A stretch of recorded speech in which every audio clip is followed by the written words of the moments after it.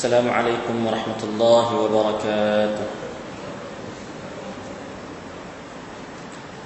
الحمد لله الذي هدانا لهذا وما كنا لنهتدي لولا أن هدانا الله. أشهد أن لا إله إلا الله وحده لا شريك له، وأشهد أن محمدا عبده ورسوله. اللهم صل على محمد وعلى آل محمد.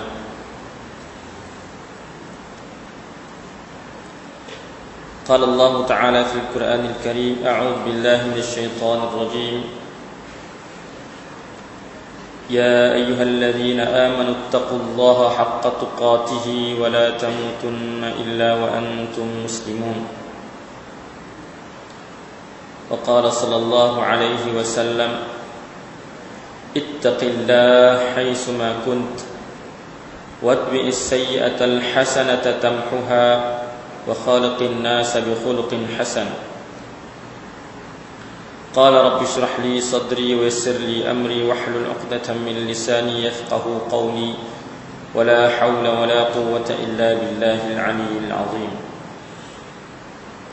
معاشر الحاضرين والحاضرات رحمكم الله. Segala puja dan puji kepada Allah Subhanahu wa taala yang masih lagi memberi kekuatan kepada kita, sama ada kekuatan iman dan kekuatan fizikal, sehingga kita dapat hadir di rumah Allah ini untuk kita menunaikan salat maghrib berjamaah, dan seterusnya kita duduk untuk mendengar tausiah, pelajaran-pelajaran, peringatan-peringatan yang dapat kita gunakan dalam kita mengharungi liku-liku kehidupan ini, supaya kita sentiasa berada dalam panduan Allah Subhanahu wa taala. Tuan-tuan puan-puan rahmati Allah sekalian,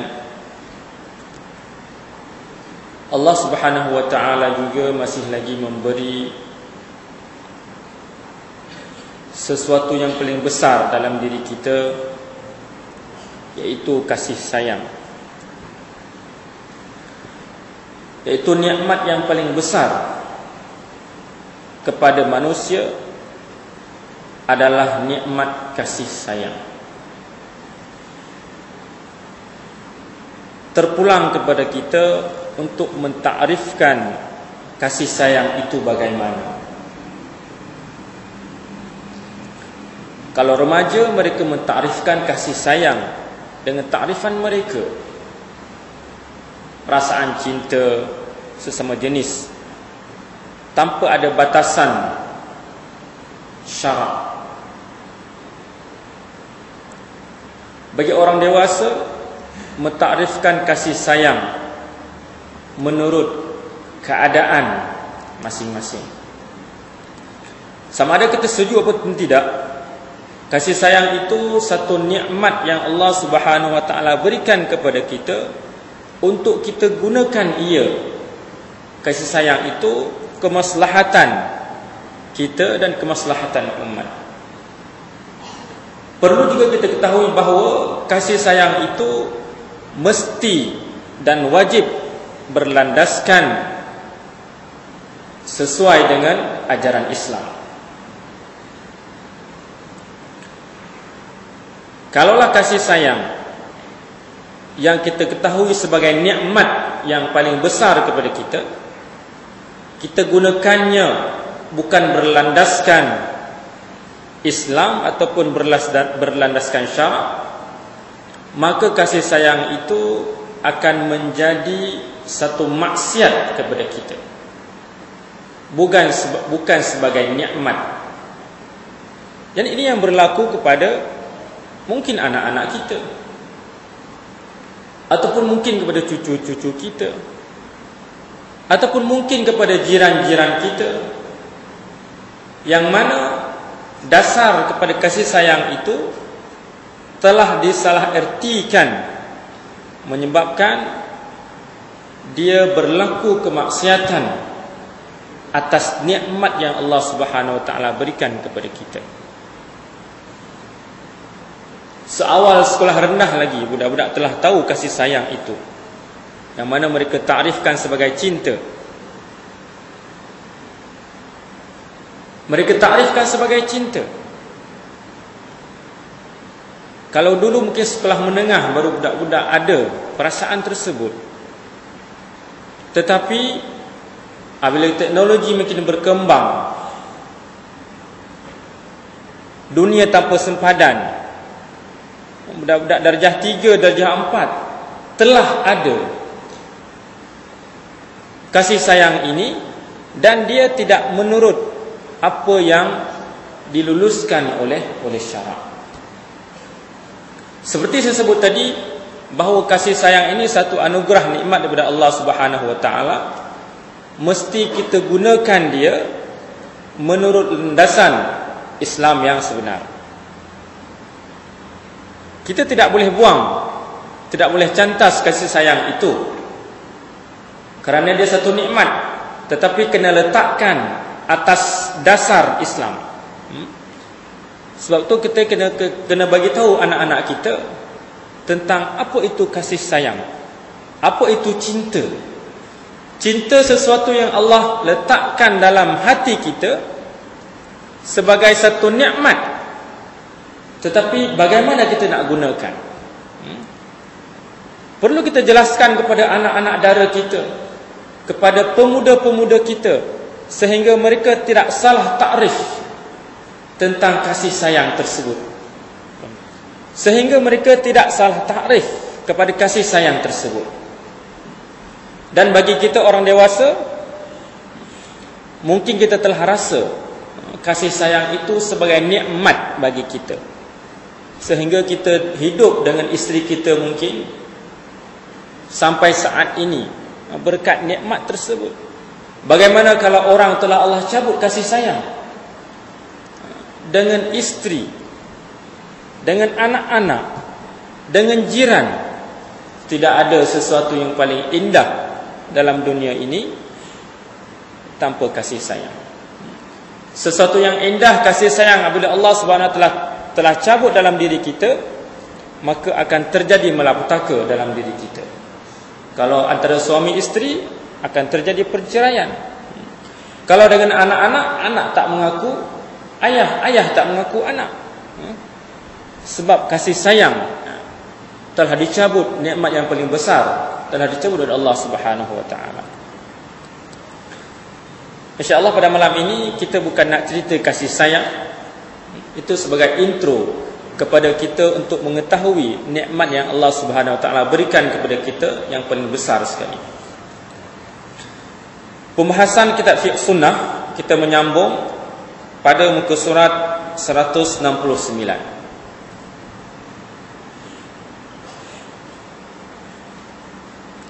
Membaca Al-Quran di kubur. Para fuqaha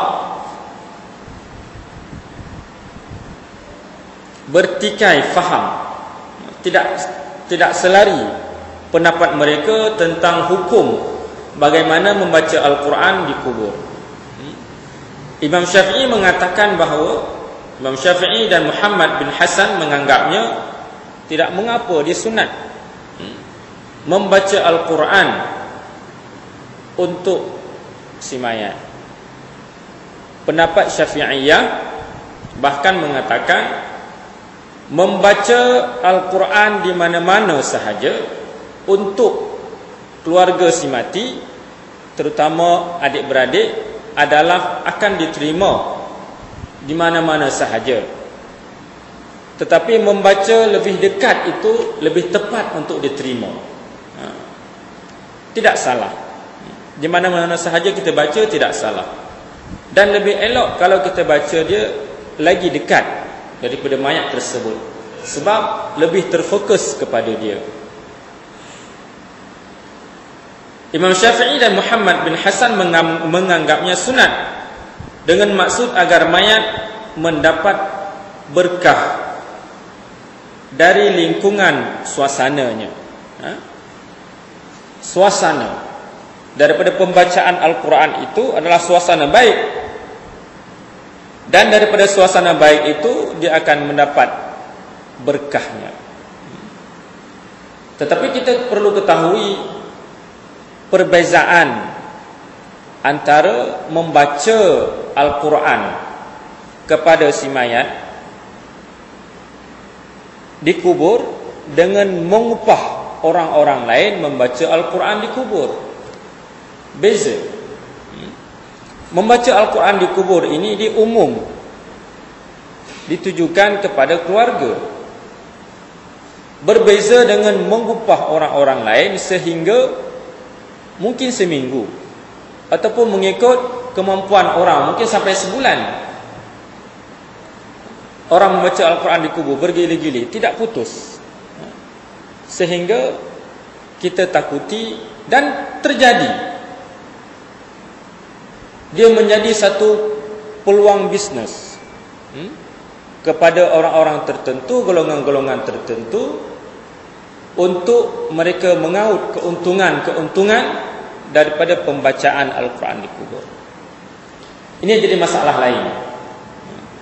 Tetapi permasalahan yang dibawakan di sini adalah membaca Al-Quran di kubur bukan kerana upah-upah, bukan kerana disuruh. Kita ada kawan yang sangat kita sayang dia semasa dia hidup.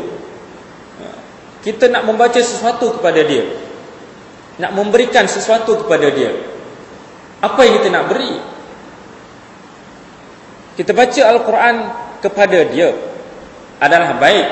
Kita membaca Al-Quran di kubur dia adalah lebih baik.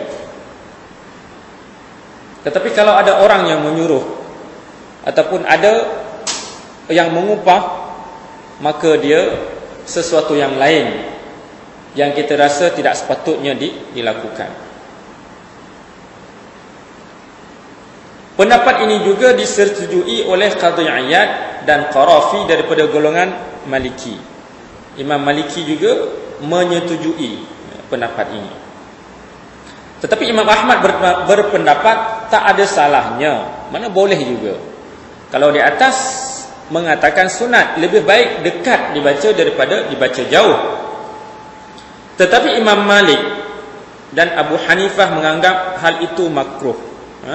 Kita lihat tadi pendapat Qadhi Iyad dan Qarafi. Mereka ini adalah pengikut Imam Maliki. Pengikut Imam Maliki biasa disebut Malikiyah. Malikiyah, pendapat-pendapat pengikut Imam Maliki, mengatakan sama dengan pendapat Imam Syafi'i. Manakala Imam Maliki sendiri, beliau mengatakan makruh membaca di kubur itu. Makruh mereka mengatakan kerana takut menjadi sesuatu seperti kita sebut tadi, menjadi sesuatu yang mana orang-orang lain mengambil peluang, kesempatan daripada tersebut. Kerana tak ada dasar keterangan daripada sunat, tidak ada dasar. Seterusnya, membongkar kubur. Para ulama sependapat bahawa tempat yang digunakan untuk menguburkan seseorang Islam tetap menjadi kuburnya selama di sana masih terdapat daging ataupun tulangnya. Jadi seorang apabila telah dikuburkan, maka itulah tempatnya, itulah alam barzakhnya di situ. Selama ia masih terdapat daging dan tulang. Ini ada pembahasan kecil, ini pembahasan umum. Bermakna kalau tidak ada daging dan tulang, boleh. Itu pendapat. Selagi ada daging, ada tulang, ada bekas dia, itulah dia punya. Itulah tempatnya. Jika di sana salah satu di antaranya masih bersisa walaupun agak sedikit, maka kehormatannya sebagai kubur berlaku bagi keseluruhannya. Walaupun masih ada tulang sedikit, tetapi kehormatan dikira semua, seolah-olah masih ada semua. Sebab bukan tubuh itu dikira, bukan tulang itu dikira, tetapi kehormatan dikira. Tetapi jika sudah hancur dan telah menjadi tanah, keseluruhannya telah menjadi tanah, tidak ada apa pun, tengkoraknya tidak ada, dagingnya memang sudah tidak ada, tulang sudah tidak ada, bolehlah menguburkan mayat lain di tempat itu. Boleh menguburkan. Atau memanfaatkannya sebagai tempat pertanian. Mendirikan bangunan. Jadi pendek kata, untuk keperluan apa pun jika tidak ada. Tapi tulang ni berapa ribu tahun nak reput, kena tanya pula orang yang pakar. Setakat 100 tahun tulang masih ada, bermakna tak boleh. Kalaulah selepas 1000 tahun, siapa ada fakta sejarah di situ ada kubur? Kalaulah ada dan dibuktikan dia masih tulang, tidak boleh digunakan. Kalau tidak ada, boleh digunakan. Mungkin kebun-kebun kita di situ bekas kubur, mungkin. Sebab tidak ada bekas dan tidak ada fakta mengatakan di situ kubur, dan kita tak korek pun. Kalaulah terkorek dan ada fakta ataupun ada bekas di situ kubur orang Islam, maka tidak boleh kita gunakan. Kita korek-korek tengok kubur memang tempat ada liang, kemudian tulang dia berhadap, tengkorak mungkin menghadap ke kiblat, itu tandanya. Walaupun kita tidak tahu jenis orang meninggal, tapi itu tanda orang Islam meninggal. Dan seandainya seorang menggali kubur, kiranya didapatinya di sana masih tersisa tulang-tulang mayat, maka penggali itu harus menghentikan penggaliannya. Kita gali, tengok-tengok ada lagi tulang. Kita tak tahu di situ bekas ada mayat sebab tak ada batu. Kita gali, kita kena tinggalkan. Tetapi jika menggali telah selesai, kiranya kelihatan tulang. Kalau dah selesai dah, kita tengok ada tulang, nak buat macam mana? Hendaklah tulang itu diletakkan pada kubur pada bahagian sisinya. Tak payah tutup dah kubur tu. Letak mayat baru, tulang tadi letak tepi. Letak tepi. Ataupun mayat telah dipercayai telah dikebumikan selama 20 ataupun 20 tahun lebih. Dan kita yakini bahawa memang tak ada dah daging. Memang dah habis, tinggal tulang-tulang sedikit. Dan kalau keluarga dia memberi izin untuk ditanam di situ juga, dibolehkan. Dengan syarat diizinkan oleh keluarga, dan tulang-tulang yang masih ada itu diletakkan di sebelah, di sisinya, di tepi. Mayat yang dikuburkan tanpa disolatkan lebih dahulu hendaklah dikeluarkan daripada kubur. Ini ada setengah pendapat mengatakan begitu. Mayat tidak disolatkan, terus dikuburkan. Mungkin dengan sebab-sebab kekeliruan. Ada sebab-sebab kekeliruan. Mungkin dia dibawa daripada jauh, dari KL meninggal. KL dekat, mungkin daripada luar negara. Di sana dikatakan telah disolatkan, di sini terus dikuburkan. Mungkin waktu selepas tu baru bagi tahu belum lagi disolatkan. Macam mana nak korek lagi ke tidak? Mayat yang dikuburkan tanpa disolatkan lebih dahulu hendaklah dikeluarkan daripada kubur. Jika belum lagi hancur oleh tanah, lalu disolatkan dan dikuburkan kembali. Kalaulah baru 2-3 jam, boleh kita kena gali balik. Tapi kalau dah sehari, 2, tak payah. Memang telah berubah, tidak payah. Sebab kita nak salat itu untuk keampunan kepada dia, keampunan kepada dia, dan masih belum membawa mudarat kepada dia.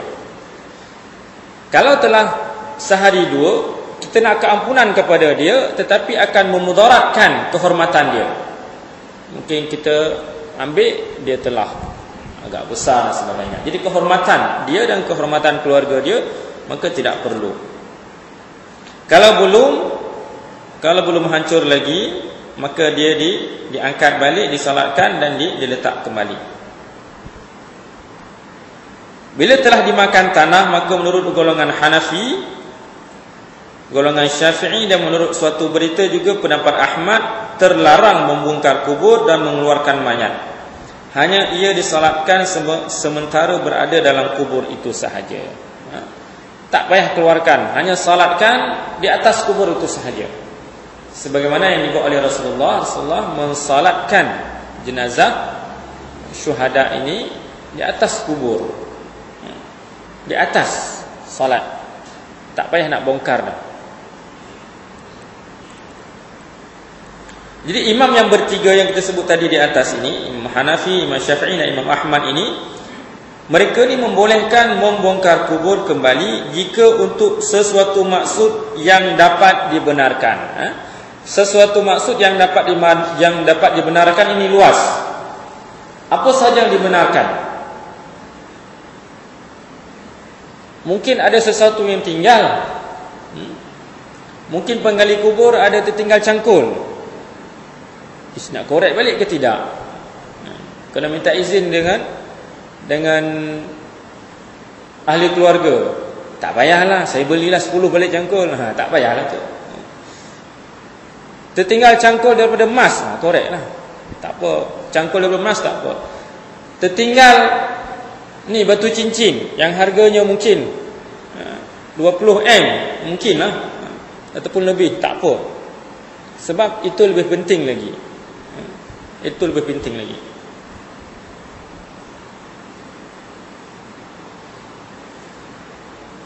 Jadi 3 imam ini mengatakan boleh dengan sesuatu maksud yang dapat dibenarkan. Contohnya mengeluarkan barang berharga yang tertinggal dalam kubur. Barang berharga. Barang berharga ni ikut orang juga. Kalau orang tu jutawan, setakat gelang 10,000 tak berharga. Tapi kalau orang tu tidak jutawan, kalau 10,000 sangat berharga. Berharga juga menurut penilaian orang. Ataupun menghadapkan jenazah yang belum menghadap kiblat. Masuk tadi tak hadap kiblat lagi. Macam mana tak hadap kiblat lagi? Heran juga. Wallahu a'lam, mungkin kiblat tersalah kiblat. Satu tempat dalam hutan kita telah ijtihad, kiblat ke sana. Lepas kita kuburkan, tengok kiblat kot lain, boleh bongkar selagi belum berubah. Memandikan mayat yang belum dimandikan, ini satu masalah lagi. Masalah-masalah ni mungkin kita tak jangka akan berlaku, tapi kalau berlaku, Islam telah ada penyelesaian dia. Dan memperbaiki kafan yang belum sempurna, asal tidak akan menambah rosaknya. Kafan nak bagi sempurna macam mana? Kita pun tak boleh bayang. Tetapi ada satu pendapat golongan Hanafi yang selain yang 3 kita sebut tadi.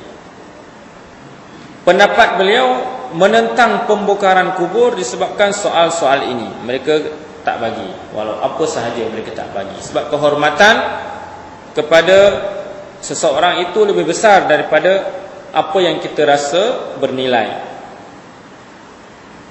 Mereka kata, pendapat mereka, seolah-olah membongkar itu dapat menyakiti mayat. Menyakiti mayat ni, mayat tak sakit dah, anggota dia tak sakit dah, sebab dia dah mati. Menyakiti keluarga mayat, menyakiti, kita tak tahu dia itu, dia tahu kita tak tahu dia tu tahu kita. Dia tahu kita melangkah, siapa yang berjalan, kalau kawan dia kenal lagi, dia tahu. Kita yang tak tahu, dia tahu. Macam mana nak sebut? Kita tak tahu, dia tahu. Dia tahu. Dia tahu keadaan kita. Mana menyakiti mayat. Berkata Ibnu Qudamah, dikatakan menyakiti jika yang digali itu mayat yang telah berubah. Seandainya demikian, maka tidak boleh kubur itu dibongkar. Menyakiti dia. Kita tengok pun siksa juga. Menyiksa mayat. Ada orang kata menyiksa mayat. Sebab keadaan-keadaan yang tak sepatutnya dibuat. Katanya pula, jika mayat dikuburkan tanpa dikafankan, maka ada 2 kemungkinan. Pendapat yang ketiga di atas tadi diangkat dulu, diangkat selagi tak berubah. Pendapat yang kedua, ada 2 kemungkinan. Yang pertama, dibiarkan saja walaupun dia tidak dikafankan, biasa saja.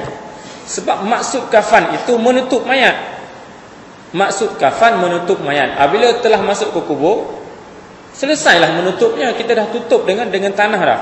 Tak payah nak ambilnya balik. Yang kedua, dibongkar dan dikafani, kerana mengkafani itu hukumnya wajib. Jadi tak ada bezanya dengan memandikannya. Sama mandikan wajib, sama kafankan. Ini pendapat kedua. Tapi kita mungkin lebih cenderung pada pendapat pertama. Karena bila kita bongkar, dia akan menjadi sesuatu yang lebih besar lagi.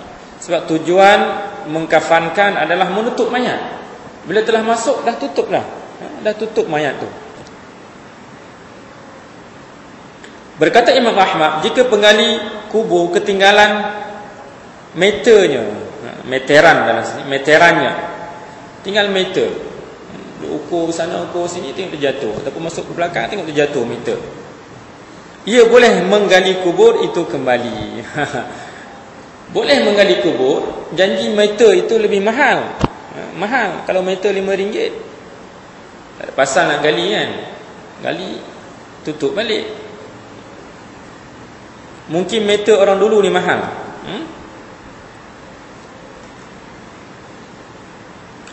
Hal ini katanya juga berlaku jika yang ketinggalan itu alat-alat lain seperti kapak, mata wang, asal barang itu berharga, maka boleh dibongkar. Jadi kita dah sebut tadi, berharga itu mengikut kategori orang. Ketika ditanya bagaimana jika diberikan oleh wali mayat, jika diberikannya maka menjadi milik si penggali dan tentu akan diusahakan mengambilnya. Ini masalah nak gali balik jika tertinggal sesuatu. Jadi tentang masalah membongkar kubur, menggali balik kubur, itu ada asas daripada hadis Rasulullah sallallahu alaihi wasallam yang diriwayatkan oleh Imam Bukhari daripada Jabir, katanya, atan Nabi sallallahu alaihi wasallam Abdullah ibni Ubay ba'dama urkhila fi hufratihi fa amara bihi fa ukhrija fa wada'ahu ala ukbatayni wa nafatha alayhi min riqihi wa albasahu qamisan. Roya anhu aydan qala dufina ma'a abi rajulun falam tatib nafsi hatta akhrajtuhu faja'altuhu fi qabrin ala hiddah. Maksudnya Nabi sallallahu alaihi wasallam bersabda, Nabi sallallahu alaihi wasallam mendatangi Abdullah bin Ubay setelah ia dimasukkan ke liang kuburnya, maka disuruh keluarkannya oleh Nabi kembali, lalu diletakkannya di atas kedua lututnya, disemburkannya dengan air ludahnya dan diberikannya baju. Ini kehormatan Rasulullah. Air ludah Rasulullah ini beza dengan air ludah kita. Badan Rasulullah ini beza dengan badan kita. Ada seorang sahabat dalam satu peperangan, dia tersusuk lembing Rasulullah. Tersusuk, bila Rasulullah kata rapatkan barisan, pusing kiri pusing kanan semua, itu bahasa kita lah. Tercucuk dia punya lembing, tercucuk. Ni tak sengaja. Maka pada satu ketika selepas itu, dia kata, Rasulullah, kamu pernah cucuk perut aku dulu. Pernah cucuk. Dia tak kata tercucuk. Hari ni aku nak balas. Nak balas, dia kata. Rasulullah kata tak apa. Rasulullah kata tak apa. Sahabat tengok kan, lain macam. Rasulullah kata tak apa. Kemudian Rasulullah kata, ya bolehlah, kamu ambil, kamu cucuk balik. Setelah pun buka, selak baju dia, dia bukan nak cucuk, dia nak peluk Rasulullah. Sebab siapa yang bersentuh kulit dengan kulit Rasulullah, dia haramkan api neraka. Peluang bagi dia, dia nak kucuk betul-betul. Jadi air ludah Rasulullah ni beza dengan air ludah kita. Itu kehormatan. Kehormatan Rasulullah di sini, dia menyuruh keluarkan balik, lalu letakkan di atas kedua lututnya, penghormatan kepada Abdullah bin Ubay ni, dan disemburkan dengan air ludahnya dan diberikannya bajunya. Bermakna di situ ada sesuatu yang diberikan oleh Rasulullah, menyebabkan ada sebab untuk disuruh ambil balik.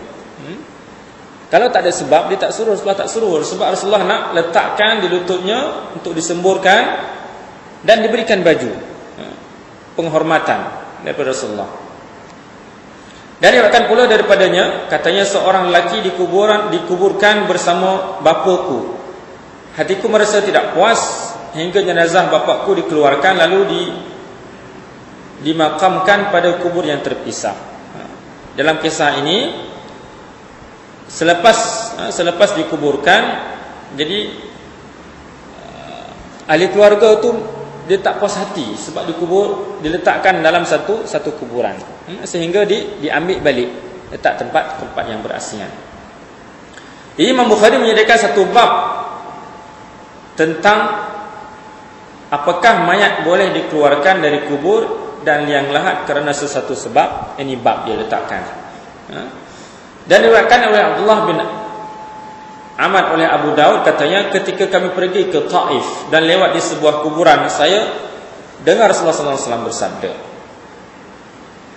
"Hadza qabr Abi Righal wa kana bihadzal haram yadfa'u anhu falamma kharaja asabathu an-naqmatu allati asabat qaumahu bihadzal makan fadufina fihi wa ayatu dzalik annahu dufina ma'ahu khusnun min dhahab in antum nabashtum anhu asabtumuhu ma'a fabtadarahu an-nas fastakhriju al-ghasna." Ini cerita seseorang yang bukan Islam, dia meninggal dan ada sesuatu dalam kuburnya, ada sesuatu. Maknanya inilah dia kubur Abu Righal. Waktu ia berada di tempat larangan, ini mempertahankannya. Dia keluar di tempat sesuatu yang tidak dibenarkan, kemudian dia mempertahankan dirinya, maka tak kala ia keluar, ia pun ditempuh hukuman sebagaimana dialami kaumnya. Dia telah dibunuh. Lalu dikuburkan di tempat itu. Adapun ciri-ciri kuburnya itu bahawa di dalamnya terdapat sebuah ranting terbuat daripada emas. Kita tak tahu nak ranting, mungkin cincin, rantai dia. Dibuat daripada emas yang diikat, ditanam bersama mayatnya. Ini ciri-ciri dia. Sebab orang ceritakan benda ini, orang menyaksikan masa dia ditanam. Rasulullah kata begitu. Bersama mayatnya ada emas. Jika kebetulan kamu menggali kuburnya, tentulah kamu akan mendapat ranting emas itu di dalamnya. Kalau mu nak, kamu koreklah. Maksud tu. Dari situ dibolehkan. Tapi ini bukan mayat Islam. Bukan mayat Islam. Berkata Imam Khattabi, hadis ini menjadi alasan dibolehkan membongkar kuburan orang-orang musyrik jika ada faedah dan keuntungannya bagi kaum muslimin. Ini bab ni kalau kita baca berat ni. Dibolehkan, habis kita korek semua kan. Sebab tu dia dikubur macam ni, mesti ada benda. Kalau tak ada macam ni, mesti ada benda kan. Musyrik, tapi tidak. Dia dalam kategori lain. Dalam kategori lain. Kalaulah kategori dalam keadaan tidak ada sesuatu fitnah berlaku, selepas kita korek, hanya kita nak ambil emas saja, tidak mengapa. Tetapi kita nak ambil sesuatu mungkin tak berharga, lebih besar fitnah yang terjadi kepada umat, maka tidak dibolehkan. Islam bukan melihat satu sisi sahaja. Juga jadi alasan bahawa kehormatan kuburan mereka tidaklah seperti kehormatan kuburan muslimin. Ya, betul kehormatannya, betul. Tapi dari sudut muamalah kita dengan mereka, dia ada jaminan. Ada jaminan antara dia dengan kita, kita dengan dia. Tidak boleh. Selepas ini jangan buat. Kalau belah Sungai Bakat banyak. Belah sana banyak. Kita tengok tinggi saja mesti ada. Mesti ada rantai emas, kita kata. Mesti ada macam-macam lah. Tapi sekarang orang tak letak dah, semua letak tipu. Semua letak. Kalau duit mainan, tipu. Mereka pun tahu rugi. Kalau ada emas betul tak letak. Letak mungkin emas paling mahal pun zulian kot. Mereka letak tipu. Letak tempat-tempat yang biasa pun tipu dah. Kalau dulu ada denas betul, sekarang dah denas tipu dah. Jadi jangan kita bongkar dah.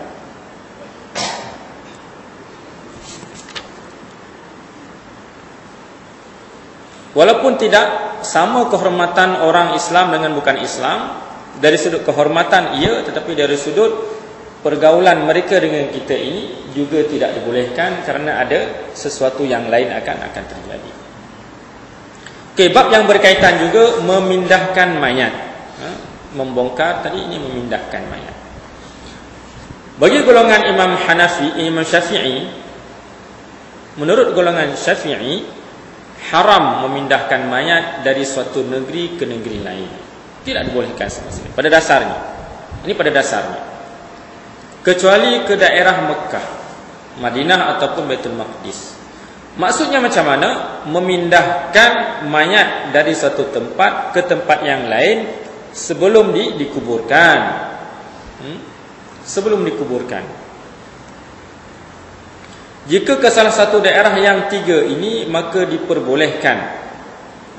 Kerana kemuliaan dan keutamaannya, dan seandainya seorang meninggalkan wasiat agar memindahkan mayatnya nanti bukan ke tempat-tempat yang mulia ini, maka wasiat itu tidak boleh dipenuhi kerana akan melambatkan penguburan dan mengakibatkan membusuk mayat. Sekarang masalah busuk tak ada dah. Enjit 2-3 tempat, 12 tempat mungkin tak busuk dah. Masalah busuk, masalah lambat tidak jadi masalah dah. Tetapi bagi pendapat Imam Syafi'i, dia tidak dibolehkan kecuali kepada tiga negeri ini. Kerana apa? Kerana kemuliaan tiga negeri ini. Kita meninggal di sini, wasiat meninggal nanti kamu pindah ke satu tempat ataupun kamu kebumikan tempat lain. Jangan. Sebab dia akan menjadi masalah kepada orang yang hidup. Kita dalam masa hidup banyak masalah kepada orang lain, kita mati pun masalah kepada orang lain. Jangan. Kita mati ni boleh membuat kesenangan kepada orang lain. Bukan senang kerana kita mati, tapi dia tak susah untuk menguruskan kita mati. Juga mereka mengatakan haram memindahkan dari kubur kecuali untuk sesuatu tujuan yang dapat dibenarkan. Ini betul. Asal kepada pendapat Imam Syafi'i, kita memindahkan kubur ini tidak dibolehkan kecuali ada satu tujuan yang memang betul mustahab, ataupun dia menjadi kemaslahatan umat, kemaslahatan umum. Kalau tak pindah kubur itu, tak ada jalan lain kita nak lalu, mesti nak buat jalan di situ. Itu tidak. Itu tidak. Kalau tidak boleh sama sekali. Seperti sebut tadi, seperti dikuburkan tanpa dimandikan ataupun tidak menghadap kiblat, ataupun bila kubur dilanda banjir. Kalau kubur tu dilanda banjir, bukan banjir sekala, banjir, memang tempat tu akan selalu banjir. Kita tengok, kesian mayat. Kesian kita tengok mayat tak tahu apa pun dalam. Dia tak kisah pun. Tapi keadaan kita tengok, itu boleh dipindahkan. Kalaulah tempat itu memang banjir ataupun tergenang air di sini. Ini sayang. Kalau kubur ni kita tengok, Masya Allah, kubur orang Islam kadang tak terurus. Kita tengok pun hibur, tergenang air lah. Kita dapat rasa kalau kubur tu tergenang air di dalam, kita dapat rasa walaupun mayat dia tak komen pun. Kerana yalah, bagi dia telah sampai di alam barzakh, tapi bagi kita melihat dia sesuatu yang menyakitkan. Kalaulah dah teruk tergenang air, ini ada alasan untuk dipindahkan. Berkata pengarang Al-Minhaj, membongkar kuburan untuk memindahkan mayat ataupun keperluan-keperluan lain terlarang, tidak boleh sama sekali. Kecuali bila dalam keadaan darurat, boleh. Contohnya bila mayat ditanam tanpa dimandikan ataupun pada tanah, atau kain kafan yang dirampas. Ada juga kain kafan rampas ni. Pelik juga. Macam mana boleh ada kain kafan? Kokok dah masa hidup dia tu boleh jadi juga. Hidup curi harta orang, sehingga kain kafan yang dipakaikan kepada dia tu daripada kain yang diambil. Bila dia mati, orang tu dapat tahu kain tu lah, kain tu kain sutera aku. Boleh korek balik, ambil balik kain, gantilah dengan kain biasa, kain yang dirampas. Kita tak tahulah kalau duit itu, beli kafan tu daripada duit yang dirampas daripada hak orang. Allah alam, itu pendapat lain kot. Sebab dia tidak jelas kepada harta tu, rampasan tu. Mungkin duit lain, mungkin duit itu. Tapi kalau memang kain yang dirampas, mungkin dia seorang ketua rampas daripada kain orang lain, dapat dibongkar balik dia walaupun dia telah mati. Atau ada barang berharga yang tertinggal dalam kubur ataupun bila tidak menghadap kiblat. Ni yang tadi. Mungkin kita tanam, kalau sebelum ni terjadi, di tempat tanah yang ada masalah.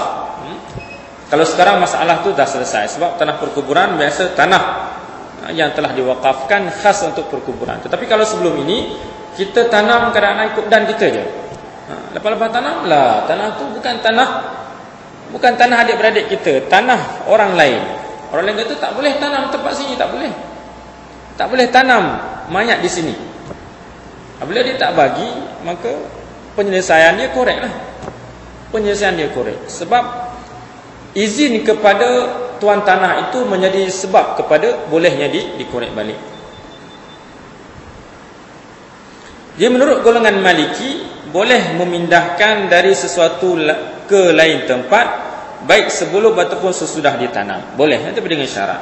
Jika untuk suatu keperluan, contohnya jika dia khawatirkan kuburan itu akan tenggelam oleh air laut, ada hakisan. Mungkin dulu jauh daripada pantai, apabila lama kelamaan dia makin dekat, ada kuburan di situ. Dijangka 10 tahun lagi kuburan ini akan terhakis oleh ombak. Maka macam mana nak buat?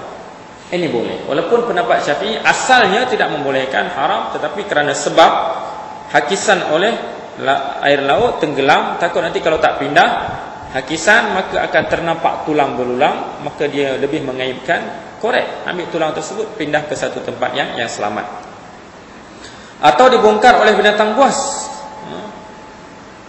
ada sebab takut dibongkar oleh binatang buas, atau untuk kemudahan menziarah oleh keluarga. Ini satu bab yang lain. Mungkin adik-beradik meninggal di satu tempat yang jauh di luar negara. Dulu nak kirim pengiriman tak ada duit, apabila ada duit maka keluarga ni nak ziarah. Macam mana nak buat? Nak ziarah ke sana satu keluarga, keluar negara tak ada duit. Nak bawa mayat itu dengan tulang dia ke negara kita, mungkin ada duit. Tetapi sebab apabila telah lama macam ni, walaupun ada pendapat Imam Syafi'i, Imam Maliki mengatakan dibolehkan, tetapi kita rasa agak tidak perlu, sebab dia telah lama. Beza dengan baru. Beza apabila meninggal, kita bawa mayat itu ke tempat asalnya supaya mudah untuk kita ziarahi, agar dimakamkan di lingkungan mereka, mengharapkan berkah dari tempat, kerana ia dipindahkan itu, ataupun kerana kepentingan lainnya, maka dalam hal seperti itu boleh memindahkannya selama tidak merusak kehormatan mayat disebabkan cerai-berai, membusuk ataupun patahnya tulang belulangnya. Masa perpindahan itu dia ada adab-adab yang sangat teliti untuk kita memindahkan itu, dan tak boleh sewenang-wenang kita nak pindah, tidak boleh. Pendapat yang lain mengatakan, pendapat Imam Hanafi, makruh memindahkannya dari satu tempat ke tempat yang lain, dan satu negeri ke negeri yang lain, dan sunat menguburkannya di perkuburan negeri tempat ia meninggal. Tak boleh pindah walaupun dia sebelum dikuburkan. Meninggal di Mekah tak apa, ataupun meninggal di Jeddah, mereka tak bagi tempat lain. Meninggal di Jeddah, bawa ke Mekah balik, tak boleh. Sebab di mana tempat dia meninggal, kerana dia akan, pendapat sini akan menyusahkan orang yang hidup, banyak urusan. Dan sunat menguburkannya di kuburan negeri tempat yang meninggal, tetapi tidak apa memindahkan mayat yang belum ditanam sejauh 1 atau 2 mil. Tak jauh lah, 1-2 mil ni berapa 1 km ke? 1 mil ni berapa km? 10, berapa? 1 batu 1 km lebih je. Bermakna tak jauh, bermakna tak boleh lah satu tempat, kecuali ada kepentingan. Tapi kalau kita satu negeri, bukan maksud Penang perak. Tak, bukan begitu. Tak boleh seberang saja. Seberang pun tak boleh. Tak boleh. Ustaz kata tak boleh. Bukan begitu.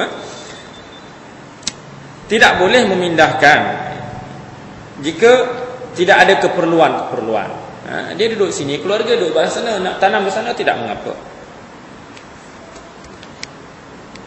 Kerana biasanya jarak ke perkuburan mencapai jarak tersebut. Jika telah ditanam, maka haram memindahkannya, kecuali kerana satu alasan yang disebutkan dahulu, dan seandainya putera dari seorang ibu meninggal lalu dikuburkan bukan di negerinya dan tanpa dihadiri oleh si ibu, kemudian ibu itu tidak sabar dan bermaksud hendak memindahkannya, maka rencana itu tidak boleh dilaksanakan dan harus ditolak. Ini kenapa disebut ibu dengan anak? Kerana pertalian ibu dengan anak ini kuat. Kalau ibu nak pindahkan pun tidak boleh. Ini mengikut Imam Hanafi.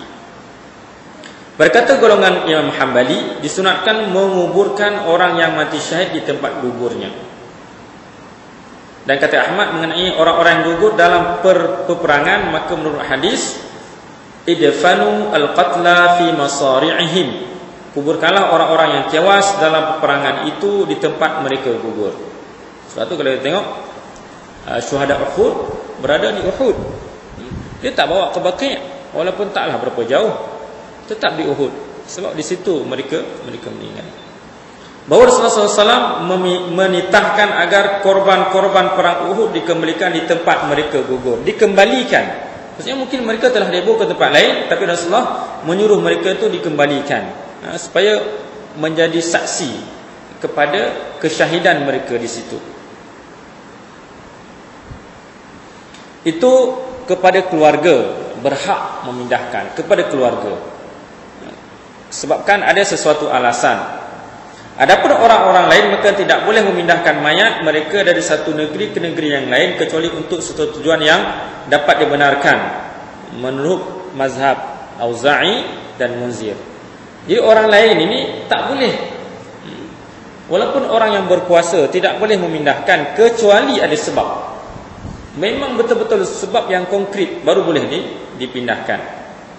Berkata Abdullah bin Mulaikah, Abdurrahman bin Abi Bakar wafat di Habsyah ni Ethiopia, lalu dibawa ke Mekah dan disalatkannya. Tak kala Aisyah datang ke kuburannya, ia mengatakan, demi Allah, andainya saya hadir di sana, engkau tak akan kuburkan kecuali di tempat engkau meninggal itu. Dan andainya saya hadir ketika itu, tentulah saya tak akan berziarah ke sini. Dia tak boleh, tidak boleh memindahkan. Orang lain tidak boleh memindahkan. Kenapa? Jadi alasan tidak boleh memindahkan kerana ia lebih meringankan ongkos, meringankan biaya, meringankan perbelanjaan, dan lebih menjamin tidak berubah. Kita telah sebut tadi tidak berubah, sekarang tidak ada alasan lah. Tetapi menjamin biaya itu ya. Kita nak bawa mayat, kalau dari satu negeri ke negeri, kalau jauh dari Kuala Lumpur, biaya. Kalau luar negara, berapa kos dia? Ribu, mungkin 10,000, mengikut jauh. Jadi tak dibolehkan ni sebab Islam melihat sampai ke tahap itu. Tetapi jika ada alasan yang dapat dibenarkan, maka hukumnya boleh. Ada alasan yang sangat-sangat kukuh, dibolehkan. Keluarga nak bawa balik, tidak mengapa. Tidak mengapa, sebab keluarga semua di sini, di Malaysia. Meninggal di Jeddah mungkin.